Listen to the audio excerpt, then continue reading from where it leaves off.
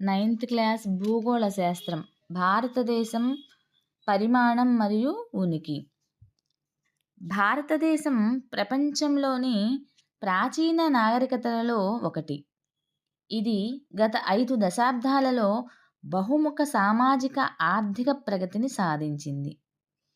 వ్యవసాయం, పరిశ్రమలు, సాంకేతిక మరియు మొత్తం ఆర్థికాభివృద్ధి రంగాలలో విశేషమైనటువంటి పురోగతిని ప్రదర్శిస్తూ ముందుకు సాగింది. ప్రపంచ చరిత్రలో భారత్ గుర్తించదగినటువంటి స్థానాన్ని సంపాదించింది. ఇక ఉనికి. భారతదేశం ఒక విశాలమైనటువంటి దేశం. ఇది పూర్తిగా ఉత్తరార్ధగోళంలో ఉంది. దేశ ప్రధాన భూభాగం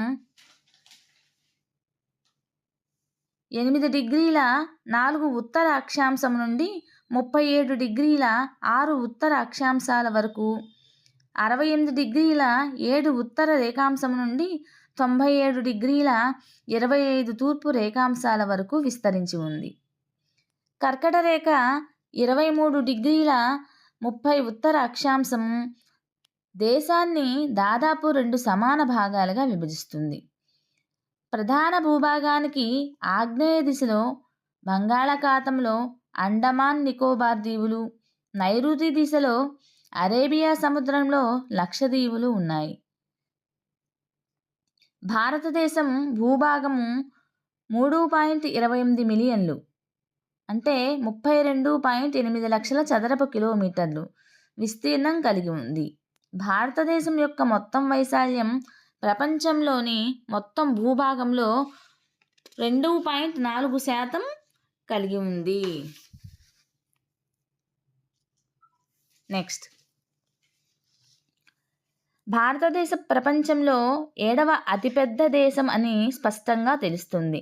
భారతదేశం దాదాపు 15,200 కిలోమీటర్ల భూ సరిహద్దును కలిగి ఉంది. అండమాన్ నికోబార్, లక్షద్వీపులతో సహా ప్రధాన భూభాగం యొక్క తీర ప్రాంతం మొత్తం పొడవు 7,516.6 కిలోమీటర్లు ఉంది. భారతదేశానికి వాయువ్య, ఉత్తర మరియు ఈశాన్య దిశల్లో తరుణ ముడత పర్వతాలు సరిహద్దులుగా ఉన్నాయి. దాదాపు 20 డిగ్రీల ఉత్తర అక్షాంశానికి దక్షిణంగా దీని విస్తీర్ణం తగ్గడం ప్రారంభమై హిందూ మహాసముద్రం వైపు విస్తరించింది. దానిని 2 మహాసముద్రాలుగా, పశ్చిమాన అరేబియా సముద్రం మరియు తూర్పున బంగాళాఖాతంగా విభజిస్తుంది. ఇక ప్రధాన భూభాగం యొక్క అక్షాంశ రేఖాంశ విస్తరణ దాదాపు 30 డిగ్రీలు అని గుర్తించండి. ఇది వాస్తవం అయినప్పటికీ తూర్పు పశ్చిమ విస్తరణ ఉత్తర దక్షిణ విస్తరణ కంటే చిన్నదిగా కనిపిస్తుంది. గుజరాత్ నుంచి అరుణాచల్ ప్రదేశ్ వరకు 2 గంటల సమయం వ్యత్యాసం ఉంది. అందువల్ల మీర్జాపూర్ ఉత్తరప్రదేశ్లో ఉందన్నమాట. మీర్జాపూర్ గుండా వెళ్ళే భారతదేశ ప్రామాణిక రేఖాంశము 82 డిగ్రీల 30 తూర్పు రేఖాంశం సమయాన్ని మొత్తం దేశానికి ప్రామాణిక సమయంగా తీసుకున్నారు. దక్షిణం నుండి ఉత్తరం వైపునకు వెళ్ళే కొలది అక్షాంశాల విస్తరణ పగలు రాత్రి వ్యవధిని ప్రభావితం చేస్తుంది.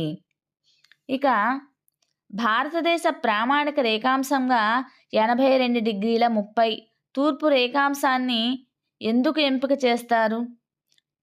తూర్పు, పశ్చిమ ఆసియా మధ్య కేంద్ర స్థానంలో భారత భూభాగం ఉంది. ఆసియా ఖండం దక్షిణ దిశలో విస్తరించిన భాగమే భారతదేశము. హిందూ మహాసముద్రం గుండా పశ్చిమాన ఐరోపాను, తూర్పున ఆసియా దేశాలను కలిపే ప్రమాణ మార్గాలే భారతదేశ వ్యూహాత్మక కేంద్రంగా ఉంది. దక్కన్ ద్వీపకల్పం హిందూ మహాసముద్రంలోకి పొడుచుకు వచ్చిందని గమనించండి.